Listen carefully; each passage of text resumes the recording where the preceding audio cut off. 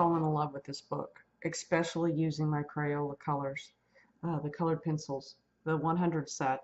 I can't get over what I'm able to do in here with the layering. And so I've done, as you know, started kind of showing you how I was working on this page back here, all the way to the end, with the ship.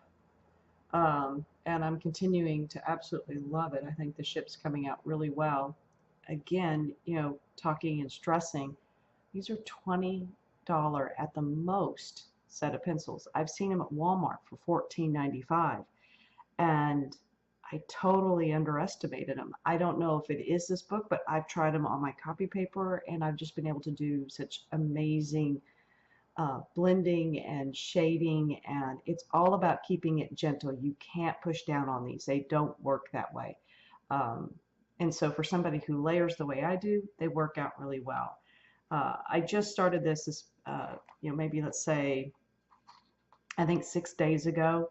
I've already done this much, and then of course my imagination's going wild, and I'm just looking through the book and looking to see what all I'm going to color and what I'm going to do with it. And I've started working on this page as well. Just absolutely loving this. The colors are even more intense than what you're able to see because my camera's not picking it up as great as I would think. But now I've decided to start on this project, which is because I just got inspired to try to do more fall colors, and I'm kind of in the mood.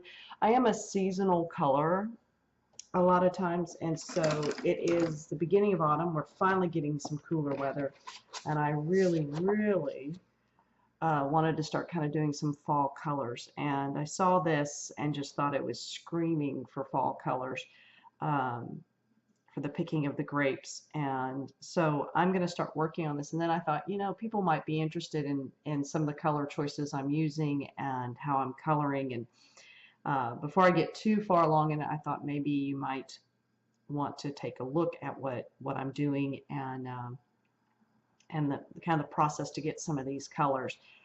Again, these are all using Crayolas. The names are pretty simple. There's no numbers.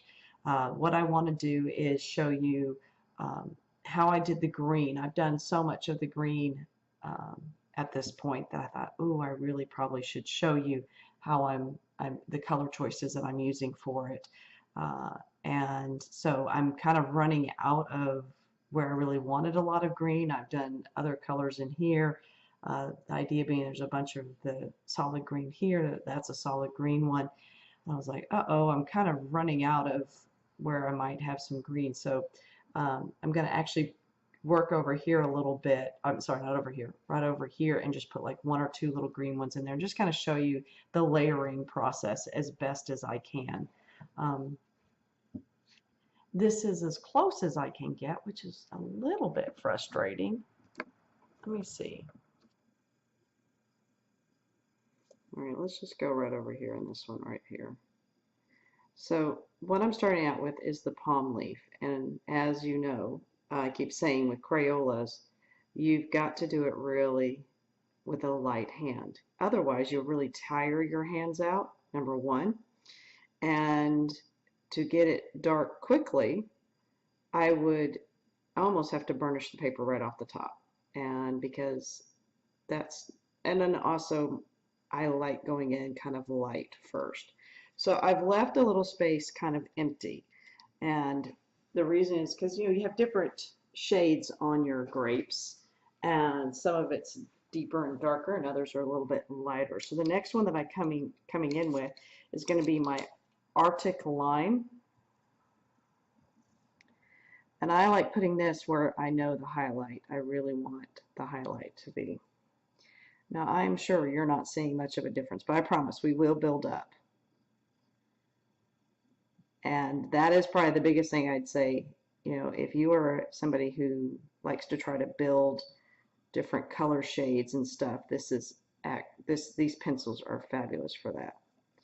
All right, and our next one. Now, I always see my green grapes as really having a yellow to them. So I want down here on the lower kind of base a really light yellow of the golden yellow. So we're just gonna, and again, I'm kind of leaving that highlight bare right now. And that little highlight's right up in here. But I'm gonna bring this golden yellow down. I don't have to get into all the crevices, but I do want kind of a golden color. Now I bring in my darkest color, my darkest green, which is my olive green, and this is where I start really outlining any of my shadows down here.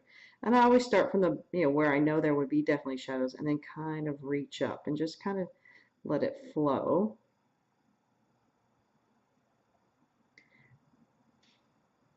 But I know that, here where it's sitting, there's going to be a darker green shadow. Plus, that's kind of, if it's a deeper part of the grape.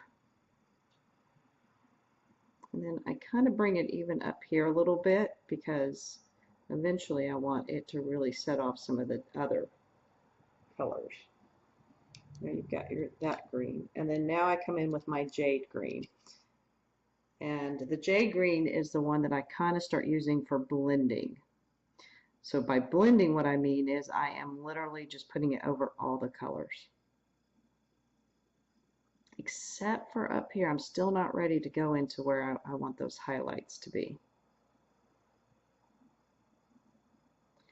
But this blender then kind of brings out all the yellows and everything I've already put down. It starts giving it more depth.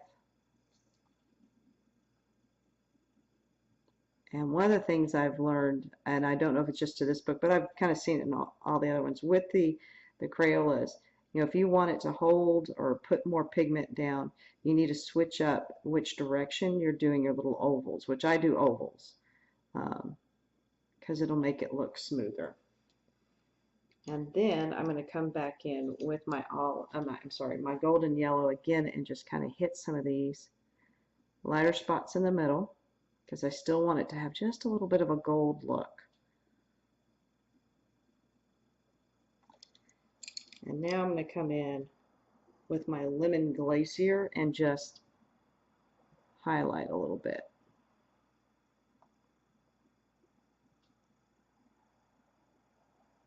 All that for one little grape.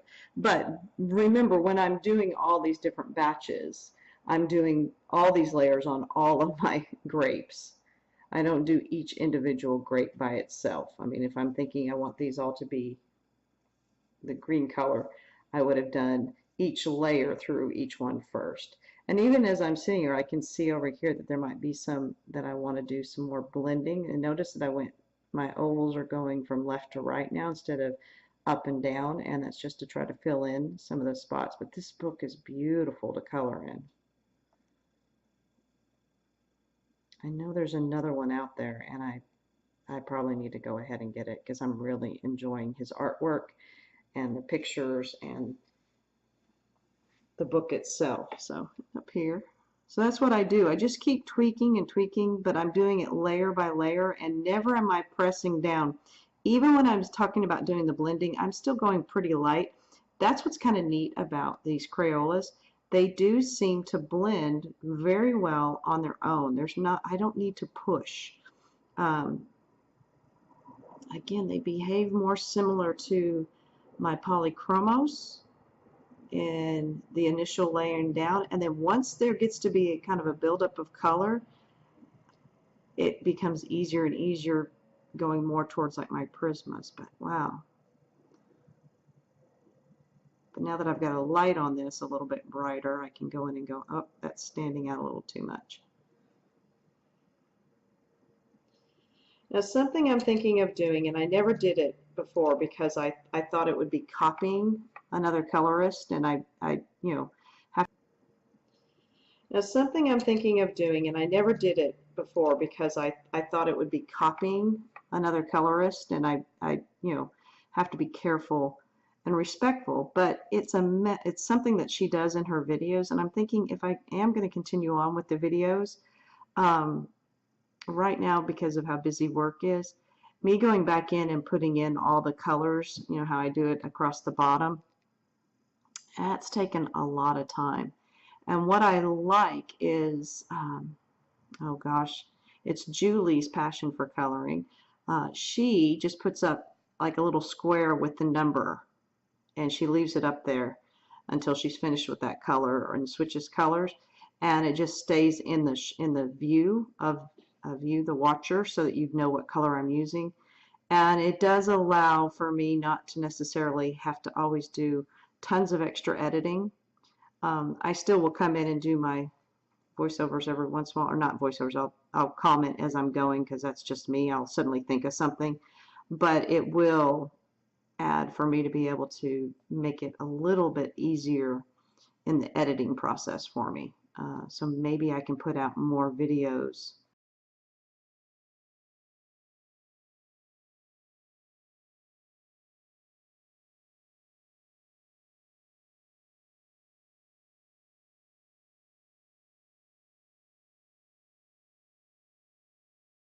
In there, but I do try to say the colors. I think that's pretty important. But I know not everybody listens to the video, they might just watch it. So I think having that little square, so hopefully Julie doesn't mind if I copy that. Obviously it's a good idea. And best ideas, what is it, the biggest form of a compliment is through mimicry, or whenever we copy someone. So I think that's a really smart idea to do that. So let's see, I'm back over here at this one. As you can see, I'm still going in and playing with all the other ones, but that's basically the color combinations that I use. And then I'm going to come back in with my lemon, with my lemon glacier. I want to really hit this up here, and it's this little lemon glacier really, it's a good combination to go with greens and yellows for if you want to brighten it. Now, once I get further along or getting close to finishing this book, I am thinking about coming back in with like a Posca pen or whatever and try to get rid of some of these lines. But I don't want to do that right now because I don't know if that's what I want to do. And I want to get the picture colored before.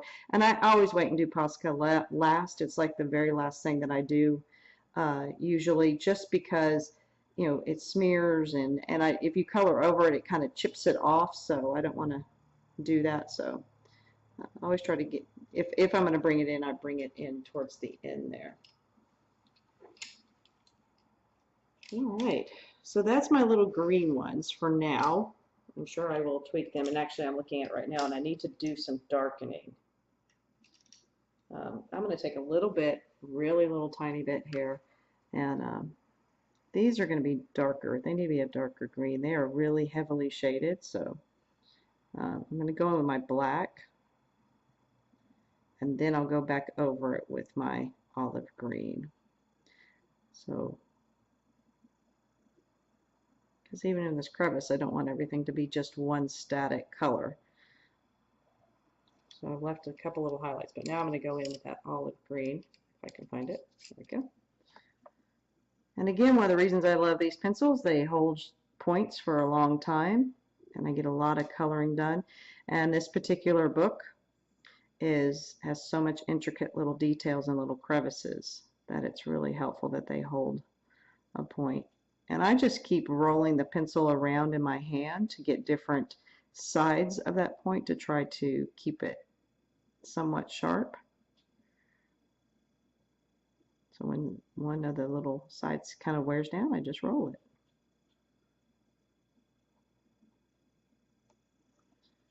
All right, and then I think I'm going to take this black and go in for some more of this green area.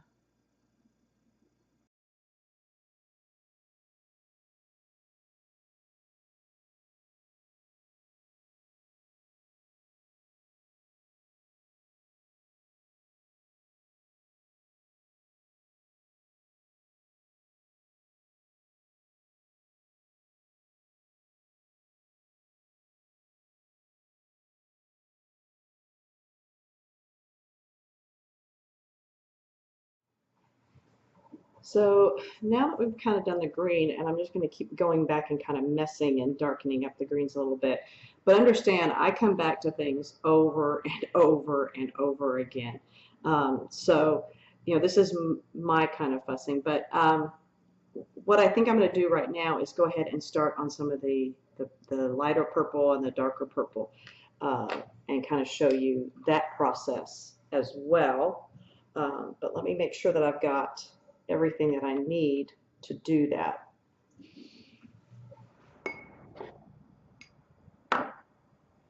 So one of the things I just started thinking about is, people may not even be really interested what the colors are, and here I am making it kind of a big deal that I'm going to change over and put the listing. So there's the color I'm working on right there. The thing is when I first came out to YouTube, it was to look for not only techniques, but how to combine colors. And just watching somebody color, other than the technique, I wasn't sure what colors they were using.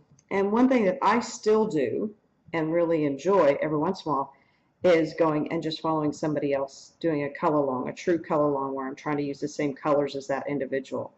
And the reason for that is that I learned a lot of techniques. I learned how to use certain pencils and how to mix them and layer them. And also, it's a little bit more of a mindless coloring for me because I'm not having to, pick out the colors and stress about, do the colors go? I just follow along. I always sneak a picture, sneak a look at the end result, and then see if it's something that I like. Definitely.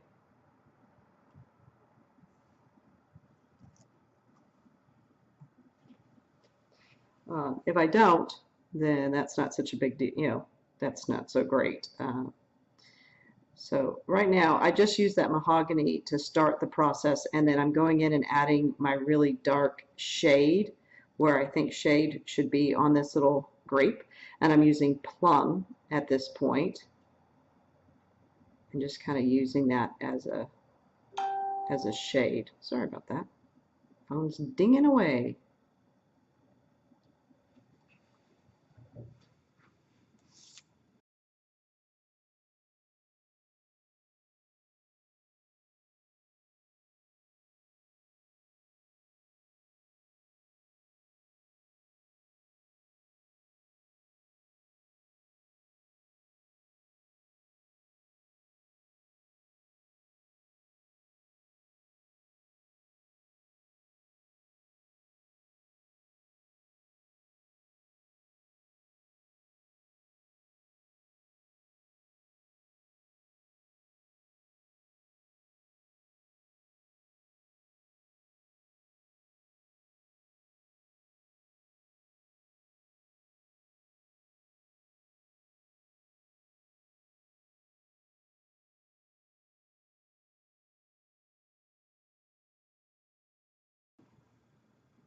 Now, something that Crayola has that I really like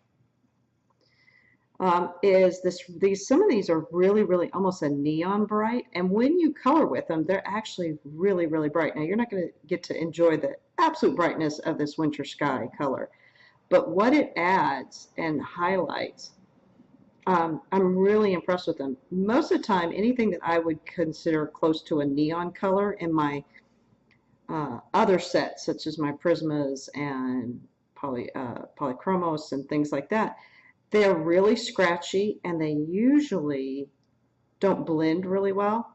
These guys do amazing work, and I like it because it really does kind of add a bright color, and then I can go and dull it down because, again, remember, I'm doing these in really light layers, but it works as an under one. So the other one that was like that is the Lemon Glacier that I was talking about before. So yeah, the Lemon Glacier is definitely another one that's really nice and bright, and works well with the other colors. They play well together. Arctic Lime is another one, this Winter Sky, which I think is interesting that this is Winter Sky. Somebody must have been looking outside and the sun must have been hitting just right when they went to name this one, because it's not what I would immediately think of with a winter sky kind of color. Definitely.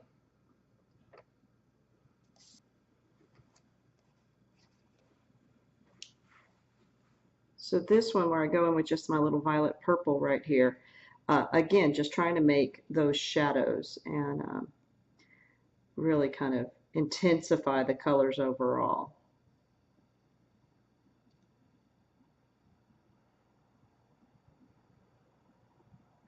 The one challenge I might have with these colors is trying to make a really strong red. That is one that I haven't been able to figure out how to do. It's a little bit annoying because of that.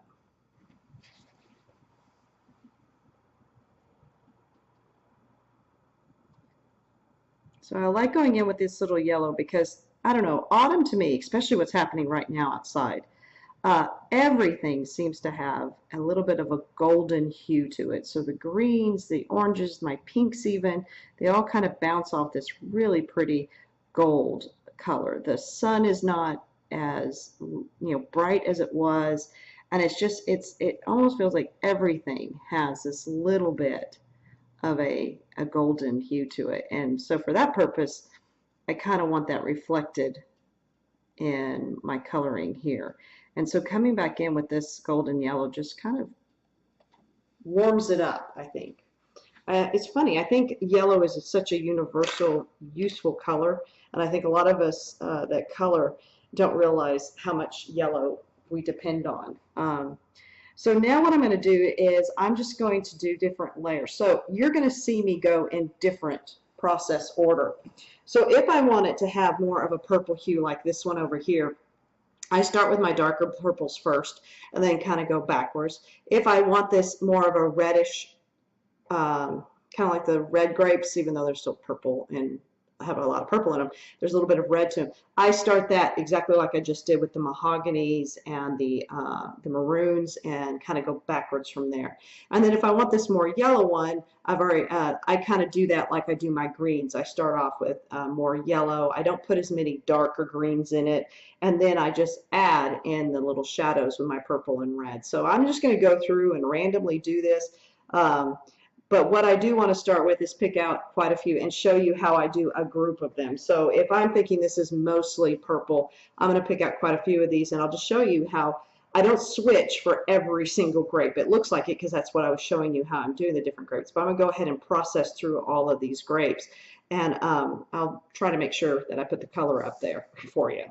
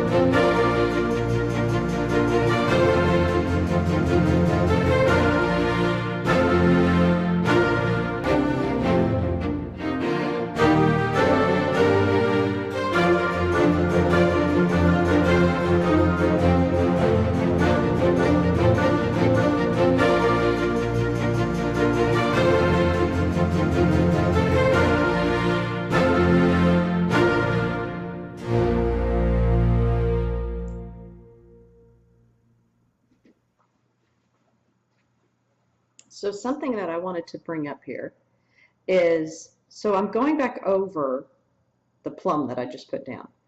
But then I'm going over with this mahogany and coming into the white a little bit so that I see just the mahogany, not the mahogany mixed with the plum. And then I'm also leaving areas down here that I know are going to get even darker, kind of free. So I'm using yet another type of being able to shade, but I want that mahogany to peek out all on its own. And this helps with my blending. Kind of what your eye expects to see is a little bit of the color before it suddenly is introduced. Otherwise you get, unfortunately I have it right there, a real sharp change. And nature is very rarely like that. I mean, sometimes it is, but in general, like when we're doing hues of things. So with this, I'm just trying to go out where I've left it a little bit white so that I get a pink of that mahogany all by itself. And then I'm going to go back in here, but I'm not going to do all of it because I know this is going to get really dark and I don't want the mahogany really showing through because that's not going to be needed. But this is how I kind of blend from one color to another, and it is a tiny, tiny little space to do it in this picture. I might come up over here and do it, and then just go down just a hair. So here I've only left a really small spot, so that might be that whole small spot's going to be maroon eventually, but for right now I'm also noticing I left, whether it was intentional or not, another little space over here. And so I'm just doing that blending of the colors a little bit. But what I do is I do that little peeking out just all so that you see it by itself before it blends back in. So here's a good spot. So you see how this is all white in here. I haven't put a color yet. So I'm going to use that bigger space to really show you how I'm just putting a little bit of that mahogany in there. I'm going to come up around, and then I'll blend it back into the purple. And by blending, I'm not pushing, I'm just layering at this point. So here's another spot. And then I might not do mahogany on all of the grapes that I just did the purple because I want different varied color. And so if I did them all exactly the same, then they're all going to come out looking exactly the same, and that's not really what grapes. They all mature at different times. We just hope that we get most of them. And then also what I've done, you've seen here, is I've just done my first initial layer in the mahogany, and that's because I want this to have a different hue. I want this to be a different colored looking grape than the darker purple grape, just to get some variance, because that's what I see when I look at a bunch of grapes. I see variances in each and every one of them. So while I have the mahogany out, I'm going to go ahead and do that with a few.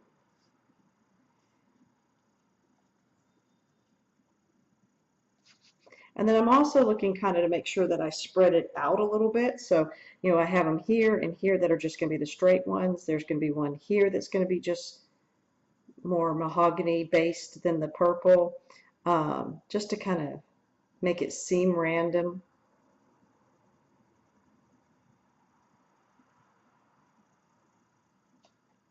And down here, I think I want him to be a little bit more of mahogany and less. So by, you know, just doing up those, you're just going to have those subtle differences, but it's splattering it throughout so that it looks more random and looks more like nature, because nature is rather random sometimes.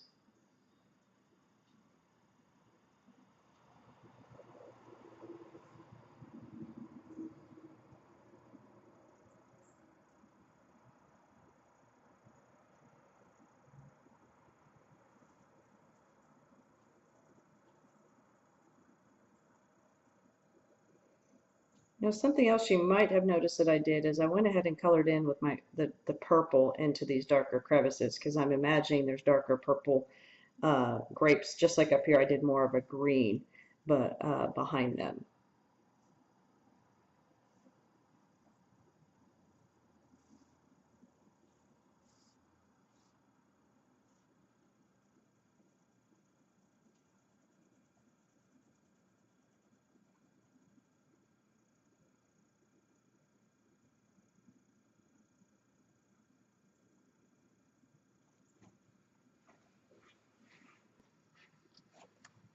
So the ones that I'm thinking are going to be probably my darkest, I'm going to go ahead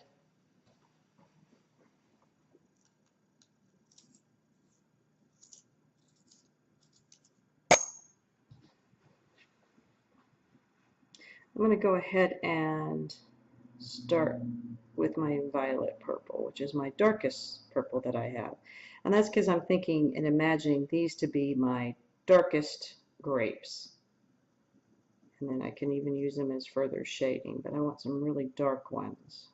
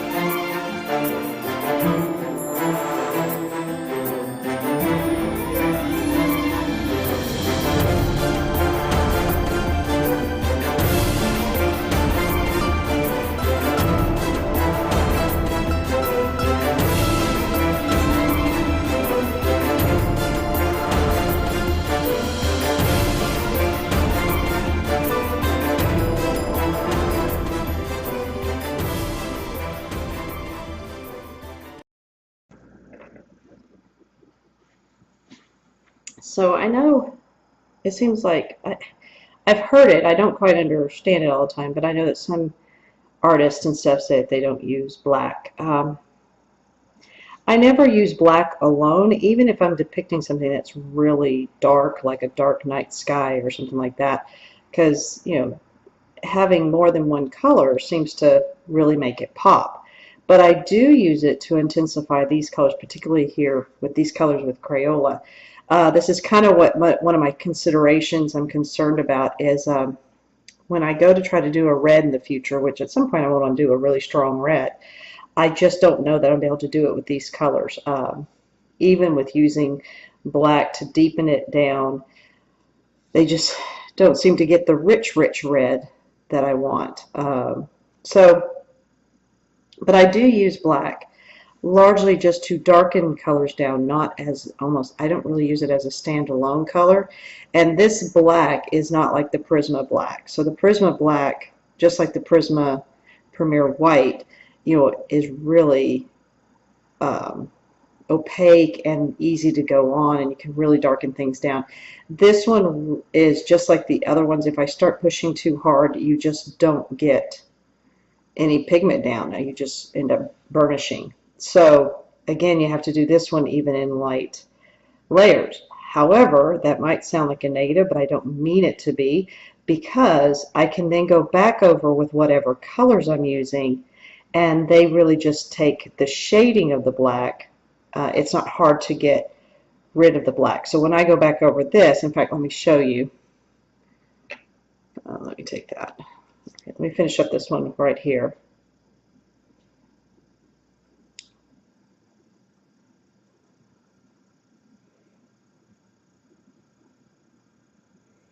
All right, so that one is letting me shade that and get even it darker there inside. When I take this, this is the plum, and I just kind of go back over it, there's still room for the layer of plum, and it's just it's a darker plum, and it's not the black, so to speak. So I can do that up here and kind of go over what I did in the black so that it doesn't look solid black. But it is hard to get those intense black color with this. But I do like to use it for my really intense dark shading. And again, when I finish up this page and I'm going back through it with the Posca and stuff like that, I might come in and use a marker even, you know, to darken some of these really dark spots and really make it pop. But right now I'm liking the colors as they are, but we'll see. I mess with my pictures, and I like that. I like that with the pictures. Now I don't want to use this black too much all over, because then I'll lose my differentiation, you know, between the lights and the darks. So I do want to make sure I am using it in the appropriate areas, and just enough to really show that there's a shadow or a curve to that little round.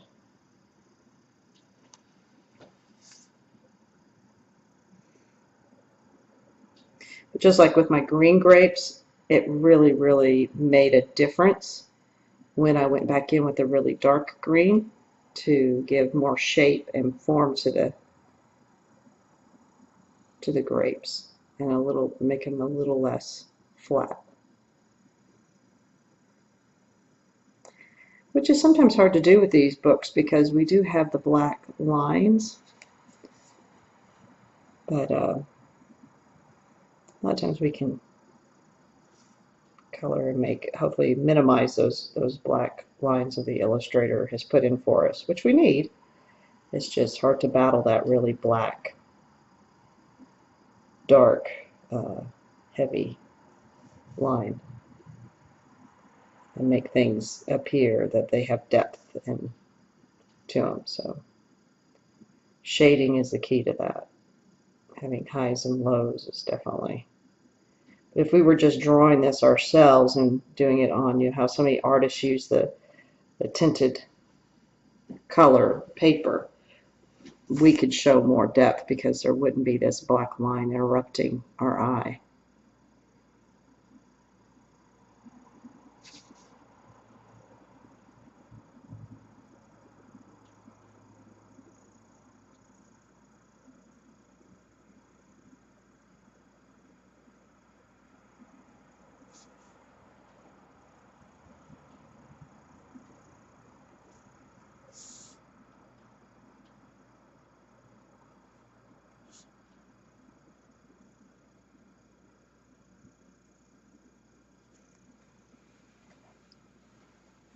So you can see there where I've used the black, how much more like intense it is than where I haven't down here. Now granted, there's some more intense colors up here, but doing that black, that really starts making it kind of pop a lot more. So I'm going to continue on with that.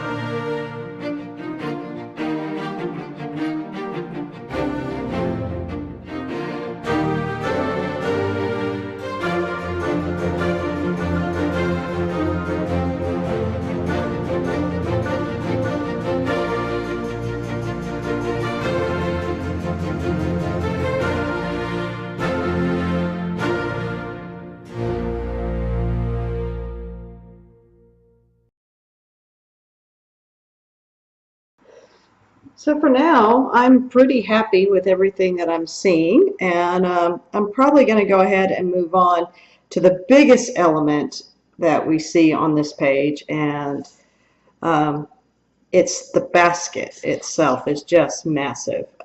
So I think I'm going to start working on that and kind of figure out what colors. I know what I'm envisioning as far as the basket goes, but I just don't know how I'm going to get it finished. And then after that, we've got the leaves. So I'll definitely bring you back for the leaves. I have a little bit more work to try to do to figure out exactly my process on those. But I'll have the leaves to do and some of the vines. But I think I'm going to go work on the basket for a while. And what I'll probably do is work on the basket and then bring you back towards the end of it so you don't have to sit there and watch the whole thing. But really happy about this page, and definitely fall colors and feeling it. The grapes have been fun to do. And I think that'll be kind of interesting to keep seeing this evolve. I started playing down here. I don't know if you can see that, but down here I've got fall colored trees going on down there, so to kind of encourage that. Now on the other side of this page, what's attached to that basket is a huge rooster, so that's going to be an interesting one to try to figure out what I'm going to do with him.